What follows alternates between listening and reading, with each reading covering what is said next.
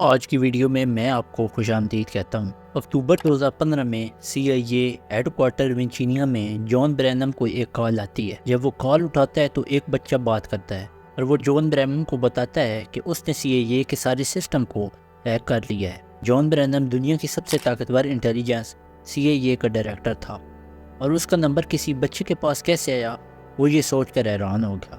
یہ کہانی دو ایسے بچوں کی ہے جنہوں نے CIA کے سارے سسٹم کو ہیک کر لیا اور امریکہ جیسی کنٹری کو گھٹنوں پر لا دیا۔ آخر وہ بچے کون تھے اور انہوں نے CIA کے سسٹم کو ہیک کیوں کیا، جاننے کے لیے آج کی ویڈیو پوری دیکھیں۔ جب کالر سے ان کی ڈیمانڈز پوچھی گئیں تو انہوں نے کہا کہ فلسطین پر ہو رہے حملوں کو روک دیا جائے اور دنیا کو سکون اور امن کے ساتھ رہنے دیں۔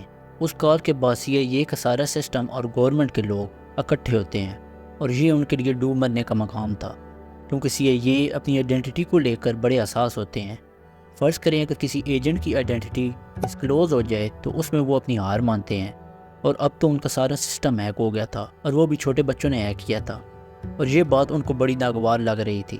تو انویسٹیگیشن میں پتہ لگا کہ وہ کال امریکہ سے دور انگلینڈ کے شہر سیسسٹر شائر سے 15 سال کے بچے نے کی تھی۔ اس بچے نے ایک کمیونٹی بنائی ہوئی تھی جس کا نام کریکا ود ایٹیٹیوڈ تھا۔ 2008 میں ورجینیا میں دوسرے لڑکے کی پہچان ڈیفالٹر کے نام سے ہوتی ہے، جو گیمز کھیلنے کا شوق رکھتا تھا۔ وہ گیمز کی پروگرامنگ میں گھس کر اس کے سارے رولز چینج کرتا تھا اور آسانی سے گیم جیتتا تھا۔ یہ سب اس نے انٹرنیٹ سے ہی سیکھا تھا۔ وہ اپنی انسپائریشن انونیمس کو سمجھتا تھا۔ انونیمس 2008 کا ایک مشہور ہیکنگ گروپ تھا جو اس وقت اپنی آواز کو دنیا تک پہنچانے کے لیے ویب سائٹس کو ہیک کرتا اور اپنے میسج کو لکھ کر دنیا تک پہنچاتا۔ تو یہ دیکھ کر ڈیفالٹر بڑا امپریس ہوا اور اس نے بھی ہیکنگ کی دنیا میں اپنا قدم رکھا۔ تو آہستہ آہستہ وہ چھوٹی ویب سائٹس کو ہیک کرنے لگا، لیکن وہ کچھ بڑا کرنا چاہتا تھا، تو اس نے انونسک گروپ سے ہاتھ ملایا۔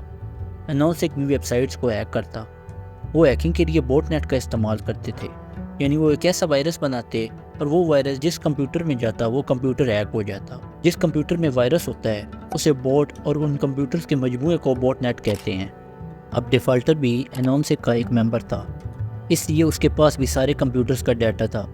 اس نے دیکھا کہ ان میں سے ایک کمپیوٹر کینیڈا کے ایک میڈیکل کالج کا ہے، تو اس نے جب کمپیوٹر کو چیک کیا تو پتہ چلا کہ $9 ملین کالج کی فیکلٹی نے اسٹوڈنٹ سے لینا ہے۔ تو اس نے سارا ڈیٹا کالج کے کمپیوٹر سے ڈیلیٹ کر دی۔ ڈیفالٹر کی پہلی ہیکنگ کامیاب ہو چکی تھی، جس کی وجہ سے کالج کا سارا نظام خراب ہو گیا۔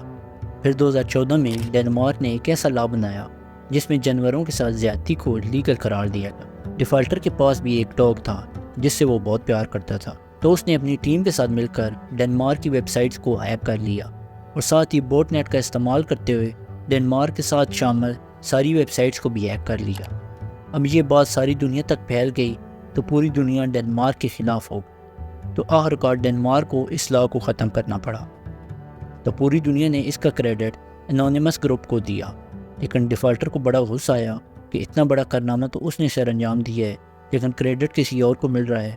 لیکن اس نے ہمت نہیں ہاری، وہ اپنا کام کرتا رہا۔ وہ اپنی آئیڈینٹی کو چھپا کر رکھتا تھا اور وہ اپنے گھر کا وائی فائی بھی استعمال نہیں کرتا، بلکہ اس نے ایک سیٹلائٹ پرچیز کی ہوئی تھی اور اس نے وہ سیٹلائٹ اپنے گھر سے دور انسٹال کروائی اور پھر وہاں سے پرائیویٹ نیٹ یوز کرتا، اور اس کا کمپیوٹر آن ہونے کے لیے 30 منٹ کا وقت لیتا تھا۔ لیکن اپنی آئیڈینٹی کو چھپانے کے لیے اسے اپنے کمپیوٹر سے کوئی پرابلم نہیں تھی۔ خیر، اب تک آپ صرف 2 کریکٹرز کے بارے میں ہی جانتے تھے، یعنی کریکا جو انگلینڈ میں رہتا تھا اور ڈیفالٹر جو USA کا رہائشی تھا۔ 2013 سے پہلے وہ دونوں ایک دوسرے کو نہیں جانتے تھے۔ پھر ایک ایسا واقعہ ہوا کہ ان دونوں نے ہاتھ ملا لیے۔ Edward Joseph Snowden national intelligence میں as a computer intelligence consultant تھے۔ ایک پروجیکٹ کے دوران اسے پتہ چلا کہ CIA ہر یوزر کا ڈیٹا سٹور کرتا ہے اور اسے اپنے مقصد کے لیے استعمال کرتا ہے، اور لوگوں کو اس بات کا کوئی علم نہیں ہے۔ لیکن اسے پتہ تھا کہ یہ بات اس نے باہر بتائی تو اسے مار دیا جائے گا یا پھر قید کر دیا جائے گا، اس لیے وہ ہالیڈیز کے لیے ہانگ کانگ چلا گیا۔ وہاں اس نے ساری بات میڈیا کے سامنے رکھی تو لوگوں میں ہلچل مچ گئی کہ ان کا ڈیٹا کوئی اور یوز کر رہا ہے اور ان کے ہر قدم پر نظر رکھی جا رہی ہے۔ تو اسی کا جواب دینے کے لیے وہ دونوں اکٹھے ہوئے، اور وہ دونوں CIA کو سبق سکھانا چاہتے تھے کہ اگر کسی کا ڈیٹا لیک ہو جائے تو کیسا لگتا ہے۔ ڈیفالٹر عوام کی انفارمیشن کی وجہ سے USA سے بدلہ لینا چاہتا تھا اور کریکا فلسطین کا بدلہ لینا چاہتا تھا۔ اور اب ان دونوں کا دشمن امریکہ ہی تھا۔ سب سے پہلے انہوں نے امریکن نیشنل انٹیلیجنس ایجنسی کے ڈائریکٹر جیمز کلیپر کا نمبر لے کیا۔ اب ان کا نمبر گوگل پر سرچ کرنے سے سامنے آ جاتا۔ پھر انہوں نے CIA کے ڈائریکٹر جان برینن کے بارے میں ریسرچ کی تو انٹرنیٹ پر جان برینن کا ایک پبلک نمبر سامنے آیا جو کہ ویرزن کا تھا، جو کہ ایک موبائل آپریٹر ہے۔ تو اس نے ویرزن کمپنی سے رابطہ کیا اور کسی نہ کسی طریقے سے جان برینن کا سارا ڈیٹا نکلوا لیا۔ اب کریکر کے پاس جان برینن کا account number, back up phone number, address اور اس کے بینک کارڈ کے آخری 4 ڈیجٹس بھی تھے۔ تو پھر اس نے ای میل ہیک کرنا چاہا تو پتہ چلا کہ جان جی میل اور یاہو کی بجائے AOL کا ای میل استعمال کرتا ہے۔ تو کریکر نے AOL کو کال کر کہا کہ وہ اپنا پاسورڈ بھول گیا ہے۔ تو کنفرمیشن کے لیے کمپنی کے امپلائی نے بینک کے لاسٹ 4 ڈیجٹس پتہ کیے جو کریکر کے پاس پہلے سے موجود تھے۔ تو اس نے ای میل کو بھی ہیک کر لیا۔ جب اس نے ای میل کھولی تو اس میں دوسرے CIAs کا ڈیٹا، پرائیویٹ نمبرز اور گورنمنٹ سے ریلیٹڈ انفارمیشن تھی۔ تو اتنے میں جان کو بھی خبر ہو گئی کہ اس کا ای میل ہیک ہو گیا ہے۔ تو اس نے اپنی ای میل بند کروا دی، لیکن تب تک کریکر سارا ڈیٹا کاپی کر چکا تھا۔